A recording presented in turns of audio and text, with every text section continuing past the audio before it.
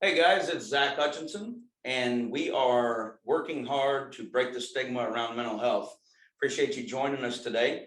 I have got a special guest and a longtime friend with me today, Corey Cawthon. How you doing today, Corey? I'm good, man. Good to see you. It's good to see you too, brother. It's been a long time. Yes, sir. It has been a long time. We were just talking before the show that me and this guy used to sell AT&T. We used to be telemarketers back in the day, and I tell you, that's how we met, and it was quite the thing. So let's get right into it, man. I've been real excited about getting Corey on the show.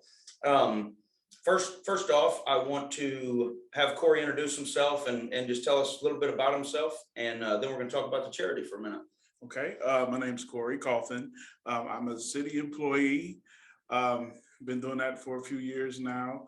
I'm also on the District 95 school board for elementary school in Carbondale, Illinois. Oh, okay. I'm also a preacher at Hopewell Missionary Baptist Church, father of 4, lovely wife, and I guess that's about it. God's blessed you, man. Yes. Yeah, absolutely, man. Absolutely. I followed your journey on social media, and watching you stand up and preach and be there, spreading gospel and knowing that, I know that guy, man. I'm proud of that guy. You know what I mean? That's it really is. And preachers a lot of times they don't want to hear that because they think they're just doing the Lord's work, and they don't really want the credit. But the bottom line of it is, you listen to what the Lord put on your heart and you did it. And I think that's awesome. And I said the same thing to my preacher, and he's like, oh, it's not me. I was like, well, you did some of it, So Corey, you're familiar with Continuing Hope. Just want to tell you guys, if you've been following my other podcasts, Continuing Hope is a charity that I started for vets and first responders. We offset the cost of these guys' PTSD and severe depression treatments over at the Albany Clinic in Carbondale, Illinois. If you don't know about the Albany Clinic, you definitely should look it up. They're on Facebook, the Albany Clinic LLC, I believe. And the Albany Clinic, if you just Google it, it'll come up in Carbondale. But they offer some very, very state-of-the-art PTSD and depression treatments over there for people who are treatment resistant. So basically, if you've been on medication for years and years and it's not working out for you, you can go there, and they have further steps you can take. Pretty wild stuff. I've had the procedures, and basically how the charity came to play was, after I got my procedures done, I was talking to Dr. Garwin, and he was explaining to me how many vets are out here right now and are coming out of the military. They have severe PTSD, they have severe depression, they've been on medication, it's not working, and they just need some help.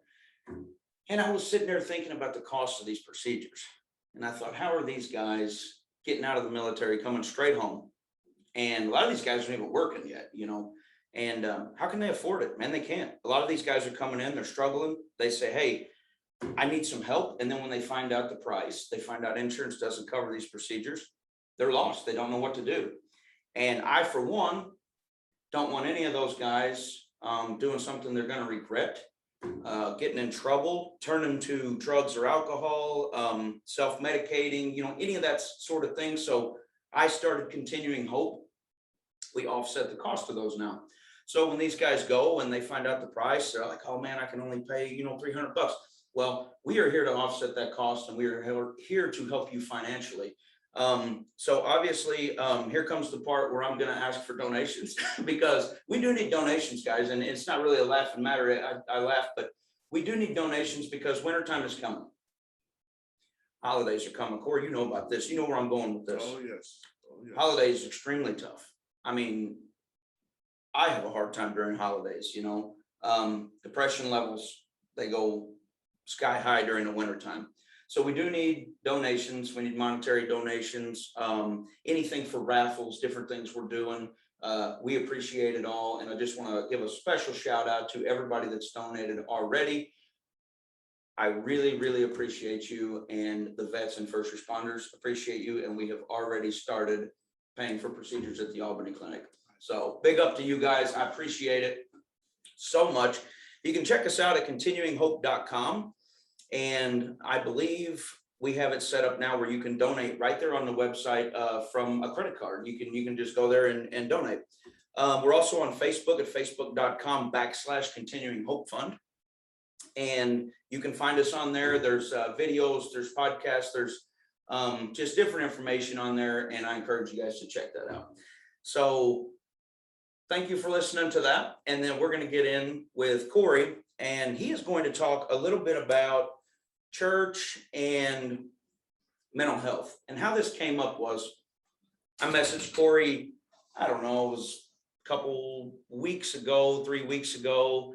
And we were basically just talking about podcasts. I noticed Corey had a podcast, and we were talking about the differences in churches and the way they deal with mental health as opposed to your doctors and things. I was telling Corey, I was at the altar one time, this was years back, and I was praying with my deacons, and I was just, man, at this point, I was begging God. I was like, why are you not helping me, man? Like, I'm a Christian, man. Like, I don't live perfect, but why are you not helping me? I'm supposed to be like highly favored, man. You're supposed to, why are you not doing this? And my deacon was sitting there, and he had tears in his eyes, and he said, so did I. And he says, Zach, I don't mean to break your heart. He said, but I don't think you're ever going to get over this. And my heart crushed. I said, why? I can't do this much longer, And he said, one of these days, he said, you're going to be able to help somebody with this. He said, you're walking through this fire right now to be able to help people. And I didn't see it. I didn't see it at all until recently. And I know why he brought me through that fire. And I know the last 3 years of my life have been miserable. I haven't talked to anybody. I haven't went out to eat. I mean, I'm just now getting back to feeling better. And I feel like God brought me through all that, and all those days I spent upset, all those days that I was, thinking about taking my own life and just upset and everything. I know that now this charity, this is what I'm supposed to be doing. And I just want to go in and talk to you about that, because you are actually a pastor. So you have probably dealt with some of this. And how does your church feel? Like my church told me basically, like, you're pretty much going to live with this. You're going to help somebody one day. Is that kind of the same thing you would tell somebody that came to you? So similar, it's, and when you first hear something like that, it's like, man, how dare you tell somebody that, hey, it sucks for you, but guess what? It's going to stay there. It's like the worst thing in the world. It's punch in the chin. Yes, yes. But the more, the more I study, the more I get in the word, the more you realize certain things. Paul, who is, and not to get preachy, but Paul, who's responsible for a majority of the New Testament of the Bible, there's a passage in one of his letters where he's writing, and he's telling them that I asked God to do this thing for me 3 times. The Bible says that Paul had a thorn in his side, and it wasn't literally a thorn from a bush or something, but it was an issue that Paul had that he was dealing with, that he wanted God to fix for him. And he prayed 3 times for that thing to be done. And God's response was, my grace is sufficient. So for Paul, that was like a whoa moment. Like, okay, so you're not a genie for me. You're not somebody who just takes stuff away. Yeah. But basically, when you're telling me your grace is sufficient, you mean that what you've done is already enough, which means that I may not see what you're doing, because we serve a God who's not within time. He's outside of time. Right. Right. So it's not that he didn't do it yet. He's already done it. We just don't see the results of what he's doing. Yeah. So it took a while for Paul to catch that, and for Paul to walk through life to see that, yeah, his grace was sufficient. I couldn't, I had to go through the inconvenience, but there was a purpose behind it. Right. And you're calling me a preacher and a great guy and all that. My goodness, like, I preach over the pulpit. You're like in the streets doing it. You're really doing God's work. Yeah. That's amazing what you're doing, man. It's outstanding.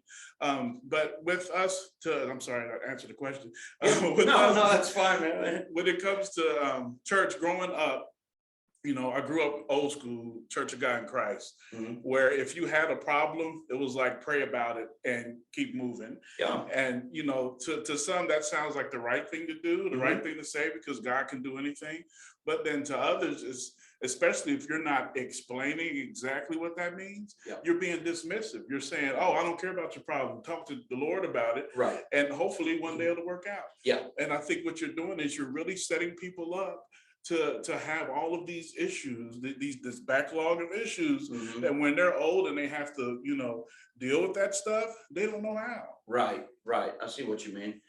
Well, and that was like with me, I was one of those Christians that thought, man, I could pray this away, and you've always been told that, God answers prayers. And I remember just trying my best. It's like I was studying for a test. I'm like asking people, I'm like, well, how do I pray this away? And they're like, I had a guy tell me, he said, you need to be praying 6 times a day, every single day, for God to deliver you from this. And I was just like, yeah, I mean, I feel like I've been praying 100 times a day for God to deliver me this, and I don't see him. And, we talked briefly the other day, and I said, at one point I felt like God had completely turned his back on me. Like I was in my backyard and I was just sitting out there, and I was just thinking to myself, like, man, this is it. Like I'm pretty much on my own right now.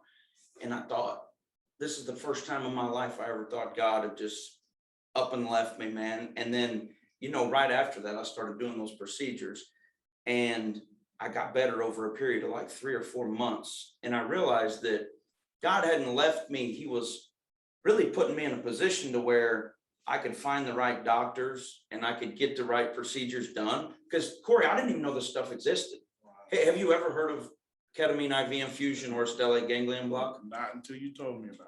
Well, they're both procedures that they've been offered in other parts of the country, but they hadn't been offered here. And when they started getting offered here, it was like lives started changing, man, because it's a shot in the neck that deadens your fight or flight response. And guys that have PTSD in military, I mean, that's what they need. They're always on alert, and that deadens it, and I had that shot. I wasn't a vet, but I did have PTSD and had that shot. I've had several of those shots, but yeah, they really work, and a lot of people don't know about it. So we're trying to, bring awareness to that fact too. So you were saying when you grew up in the Church of God in Christ, which I've heard you and Larry talk about Kojic a lot, Yeah. a lot, Yeah. and I respect Larry too, because he's doing big things too. Shout out to Larry Lee. Yes, sir. And his sound company, he's doing big things too. So when you grew up, if you would have told your parents, because you know where I'm going with this, my dad worked in prison my whole life. If you'd have told your parents you were depressed, what would they have said to you? I mean, they just look at you like you were crazy. Yeah. Yep. Yeah. Depressed. Do you know how much money I just spent on you for Christmas? Yeah. You sad? You better go in there and get it like that. Yep. Exactly. I remember feeling so bummed out as a kid, and like just, and I would tell my dad or whatever, and he just, that wasn't a thing back then. Mm-hmm. You didn't hear of a lot of people taking medications. You didn't hear of a lot of people doing that stuff. And so, it was one of those deals where if you told anybody how you felt, they didn't know how to react. Right. And, up until about 5 years ago, my parents didn't know how to react, because I've always been pretty open with people about things. I tell my mom and dad, and they would just kind of look at me, and now they talk to me, now they get it, and it takes a while. So tell us a little bit about your church. Tell us how long you've been there, how many members you got. I mean, you got a pretty good church, don't you? I'm not the lead pastor. I'm an associate pastor at or elder at Lord, I'm brain fart. Hopewell Missionary Baptist Church. We're very aware of the needs of the community. My pastor, who is Christopher Swims, does a great job with seeing to the needs of the community. So that's where I serve. I've been there maybe 5 or 6 years now. I'm the youth leader there, and I also have a myriad of other things that I do there. You do a lot, period. Yeah, I stay busy. You're busy. I stay busy. Man. But it's a great church, and one of the main things that I really like about it is that we're not too. There's a saying, and especially in the Black church, that you're not too heaven bound and no earthly good, if that makes sense. So it's like we're not so eyes on the prize, all about heaven, that we don't realize that there's stuff on earth that's needed. There's things that you need in your everyday life. That's true. And those are needs that need to be met. Growing up in the church, we didn't hear about therapy. We didn't hear about, going to talk to someone about your issues and your problems. All that was take it to the Lord in prayer and leave it there. Quietly. Yeah. By yourself, between you and him. Exactly. Yeah. And that creates people who are they start leaving stuff in, and it builds up. Not that God isn't able to give you peace, strength, understanding, and all of that stuff. Yeah. But I also believe that God put people here to help lighten the load. I believe that he's put procedures and medicine and different things here to help us deal with those things. And that falls in line with what I was saying. My grace is sufficient, meaning I've already made a way to help you through these things. I don't have to do this and then all of a sudden magic. Right. Yeah. Yeah. Because that's not real life. Exactly. And in the Bible, we and I'm not near as versed on the Bible as a lot of people are, but I remember hearing stories of Jesus just healing somebody on the spot, and it's like, as a Christian, you read that in the Bible and you oftentimes think like, man, maybe I could get that kind of treatment. I got a bad back. Hey, how about, it's not going to happen like that. Let's sprinkle some of that on the Yeah, exactly. And you and I know that's not going to happen like that, So I want to go back to something you said, Corey. You said you were a youth leader. Yeah. A youth leader. I'm going to write that down. Yeah. So with your youth leadership in the church, how old? Are we talking 8 years old? Or are we talking no, teenagers? Teenagers. Okay. It's 12, 13 on up to 18. And then we have some that like to stick around. They're not ready, to leave the youth area. So they maybe 19, some that are 20 that turn around and help out, Yeah. So they become volunteers too. Mm-hmm. So tell me this, that's a tough age. Yes. So I was never bullied or anything. You weren't either, I'm sure. So I don't know what that's like, but I'm sure that you've ran into that. Mm-hmm. All the time. Now, how serious is it at your church? I mean, because I know some of these kids, 12, 13 years old, they'll commit suicide. Mm-hmm. They do. And that's terrible. It breaks my heart. I just can't imagine.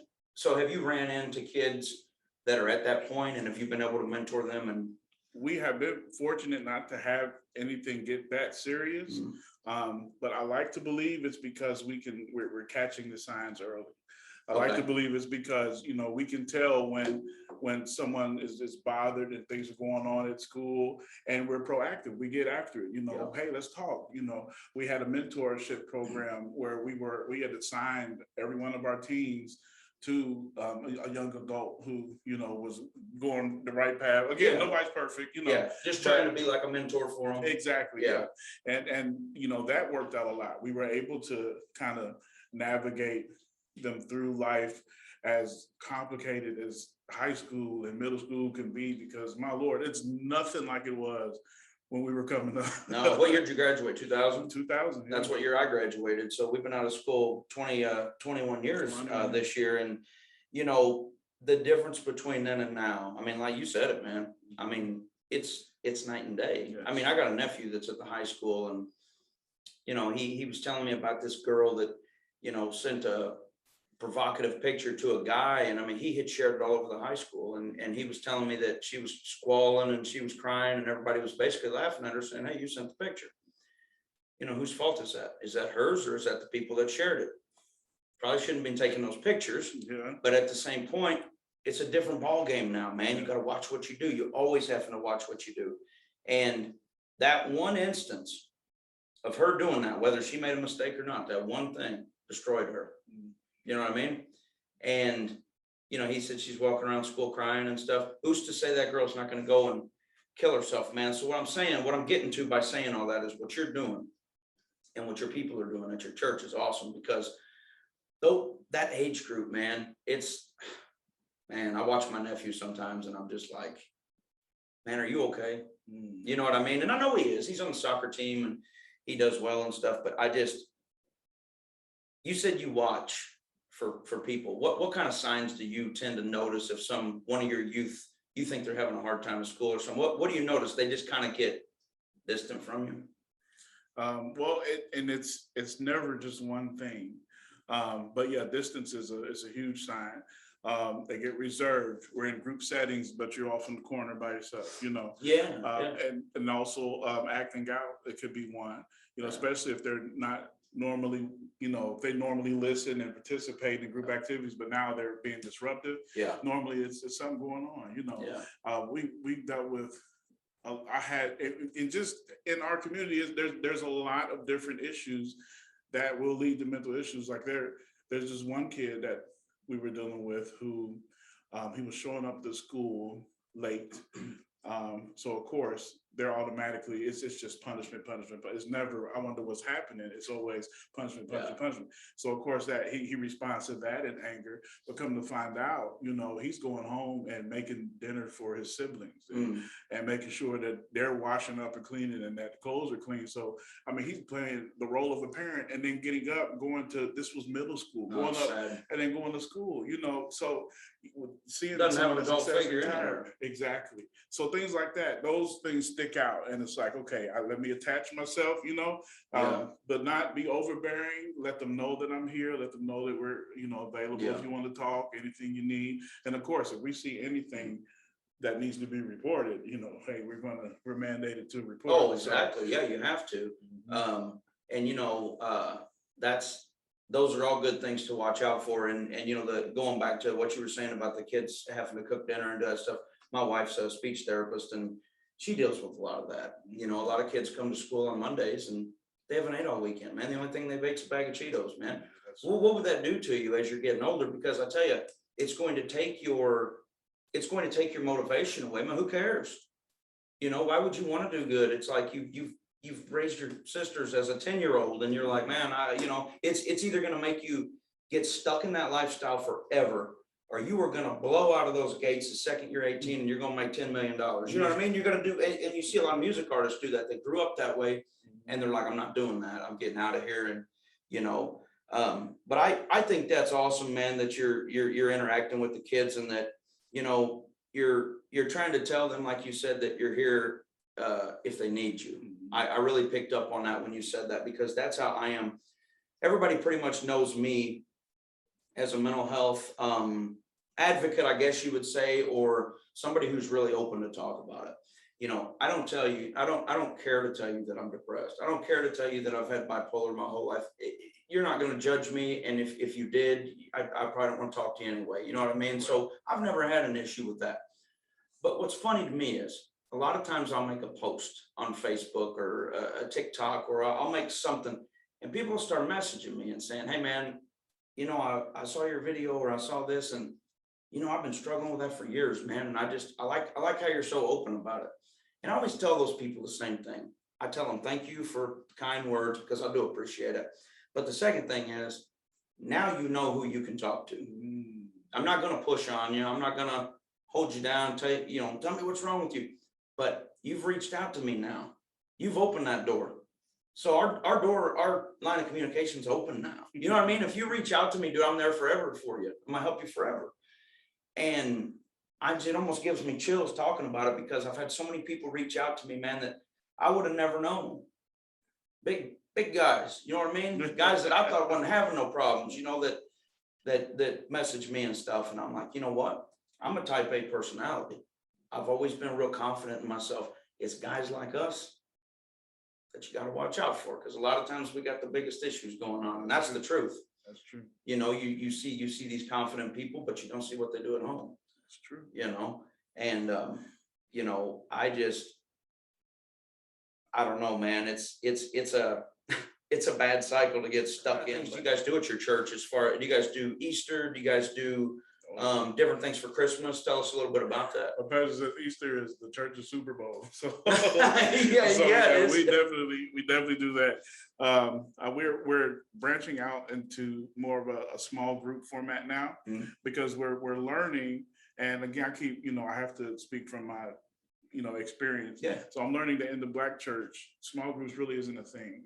Okay. But when you go to other churches, especially white churches, they have the small group format, which is biblical, and it's a great thing to do. It's just we've never really explored it in the Black church, but we're trying to branch out and to do that. So that's kind of where we're at now, is we're trying to get to where we're being more personal with each other and having that accountability there, so that if you are needing help, if you are needing someone to talk to, then you have this group that you can then go to instead of hoping to get what you need out of the message on Sunday. Yeah.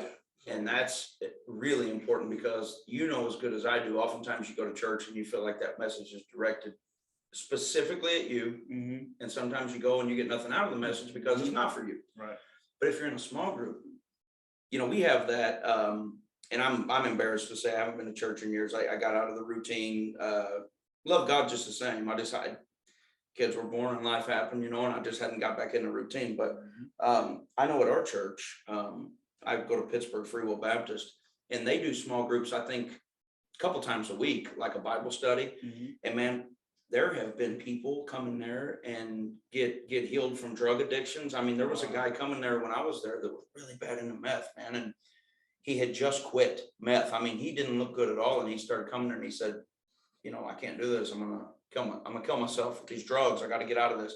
He started going to those small groups, man. And before you know it, man, he's up in the choir, he's up there singing. And I just watched that guy, man. I just watched God transform that guy, man. Awesome. And I was like, that's amazing, And so you guys are starting with small groups. What are you going to do? Similar thing like Bible studies? Or are you starting small groups? Like, are you guys going to go somewhere and try to volunteer together? Or what do you, because I mean, there's a lot of different things that come with small groups in churches. And I would say all the above. Okay. When we started, it was like right at the beginning of this whole pandemic deal. So the majority of it has kicked off over Zoom. And so my wife and I, shout out to my wife, Sharonda, my wife and I, we lead a group.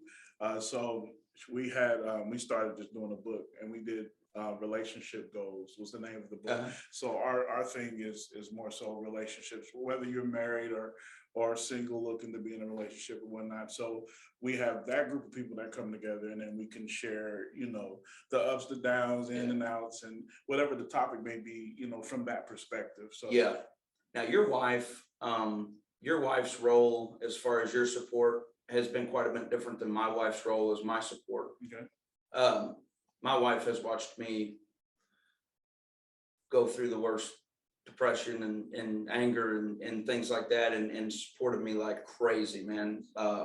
I got together with Aaron when you and I were working together. I mean, I'm sure you remember Aaron, and that's 20 years ago, man. And she's been with me ever since. She has never turned her back on me, man. And I think one of the things I can tell the people listening is this: if you have someone that you love, and you have someone that loves you, man, don't be ashamed to reach out to them. They love you for a reason. They're not going to look at you and say, you're crazy. I've never had one person look at me and say, you're crazy. And I've said some stuff to people that they could have said that to me, but they're like, hey man, what can I do? Because I know they love me, man. I know they're not going to judge me. I'm not going to go run up to a random person and, you know what I mean? Hey man, look at me, I'm messed up. You have to find somebody in your life that you care about and cares about you. Tell me about your wife, how she supported you. Because you went through a lot of changes too. I mean, did not like me, but you've went up through the church. I mean, you guys have had kids. I mean, tell me about her, man. I know she's a rock for you, and you guys do the podcast together. Man, she's incredible. I think they say your first 5 years of marriage is the worst. I think the first year probably was enough for the first 5 years, because I was one of those people who, and I know I ain't the only one who did this, but let's just pretend like I am, because I don't want to put nobody out there. But like I tried to throw a lot of stuff under the rug when we got married, So I tried to keep some stuff that she didn't know about yet. Oh, okay. So after we were married, this stuff started coming out like it does. And, she's like, wait.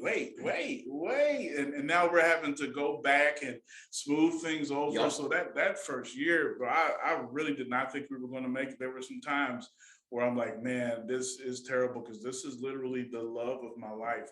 But we worked through it. It made us stronger.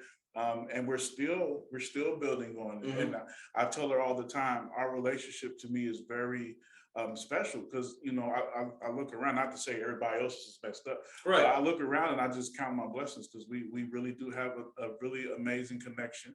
Our podcast is called Until Forever. It's everywhere you can listen to podcasts, on Anchor and Spotify, Apple, all that.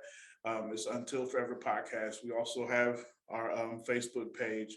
So go check it out, because we're very open. We're very, in your face. Like, we don't mind sharing the things that we've gone through, because we feel like it'll help somebody else. Yeah. So yeah, she's amazing. She's very, very, very, very, very, very amazing. Yeah. So that's awesome, man. Yeah. And I love, hearing other men talk about their wives the way I do. My wife I put her on a pedestal, man, and it's just like you said, you have that connection, man, and you, in the world we live in, I mean, you see so many people, man. I went to high school with people that have been divorced 3-4 times, man. And, well, I'm not judging them. I mean, they've had bad luck or whatever, but like, I couldn't imagine it, man. I couldn't imagine. Honestly, I wouldn't be here. I would have taken my life, guaranteed. If Aaron wasn't here, I guarantee it.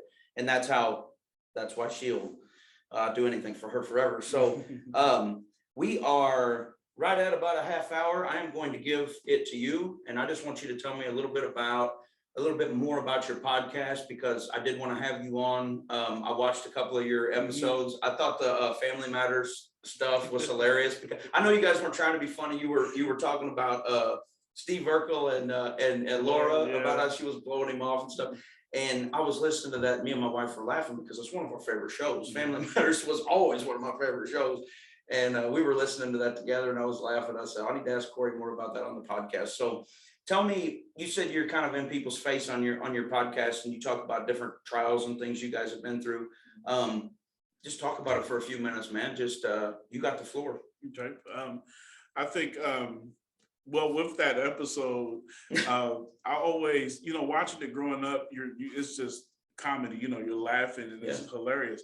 Watching it now, you're like, man, these people need therapy. Like they've got some issues, man. Because Laura just literally played Steve the entire series, and then at the end, all of a sudden, just, oh, I love you, Steve. And I'm like, Steve should have just went on and then they played Myra and made her seem like she was, like she had some screws missing or something, because they had to make us not like her, so that they could move her along. Right. But it was just, that's what that was all about. Yeah. But yeah, I think one of the biggest things that we talk about, and it always seems like a lot of our episodes make it back to this, is communication.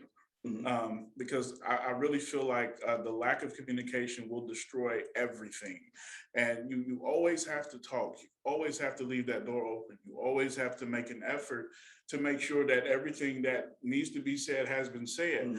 And at the same time, though, you have to figure each other out. My wife was one who is very reserved. She's not ready to talk about her feelings all the time. And then I'm somebody who's like, this is how I feel, this is how you made me feel, and this is what I think you're feeling. So tell me this. And then she's like, so then I had to figure out, a balance. I had to say, okay, now you do know we need to talk. So you let me know when you're ready, or tell me what it takes to make you more comfortable to express how you feel, to express what you want.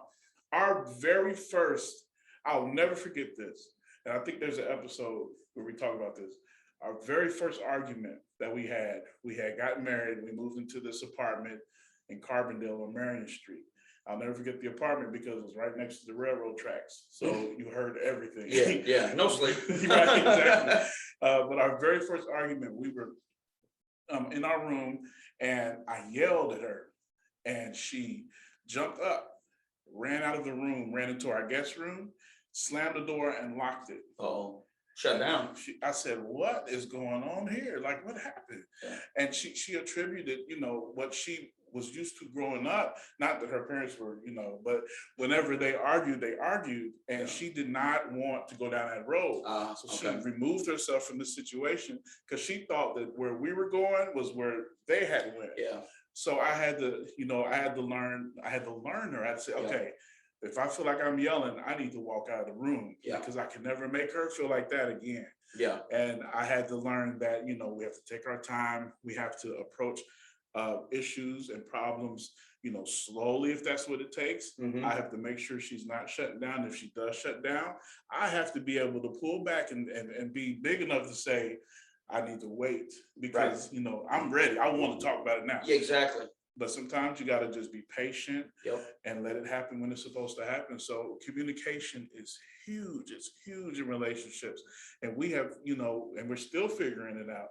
But when I say we're well, past where we were moving into this thing, it's really good. So yeah, that's the type of stuff that we talk about. We get we get in depth a little bit. We don't talk about people who don't know we're about to talk about them. So we're not putting anybody out there on the podcast.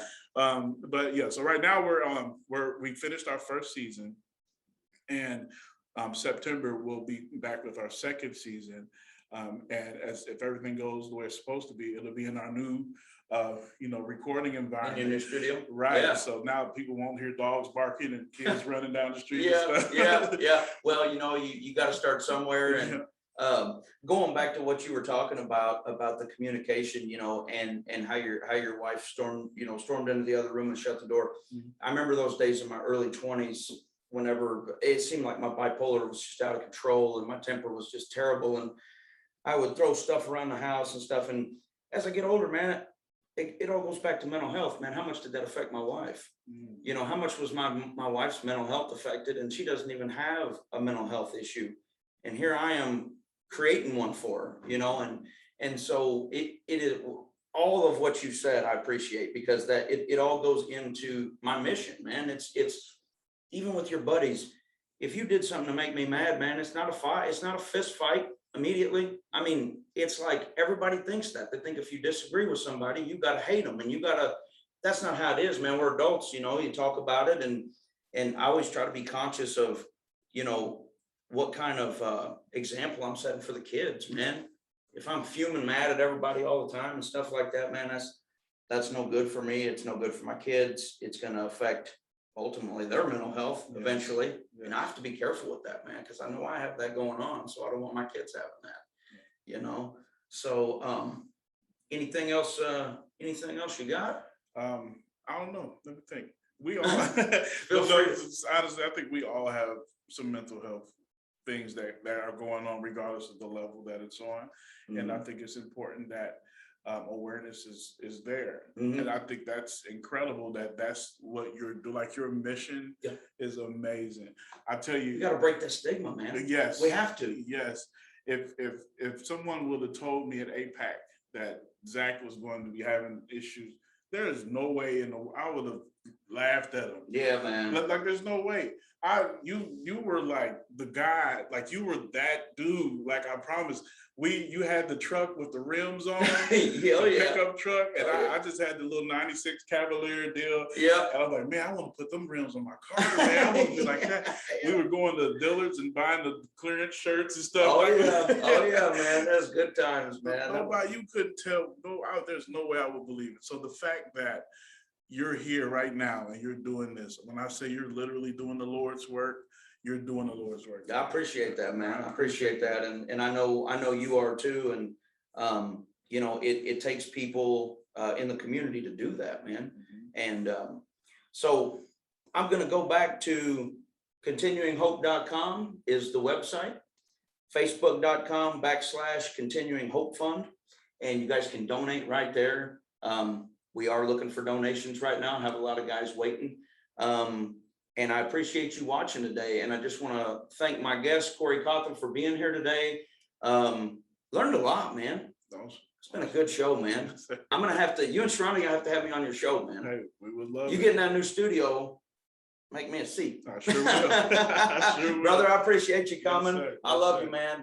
Thanks for coming in. Yes, yep. You guys have a great one, and we'll talk to you soon.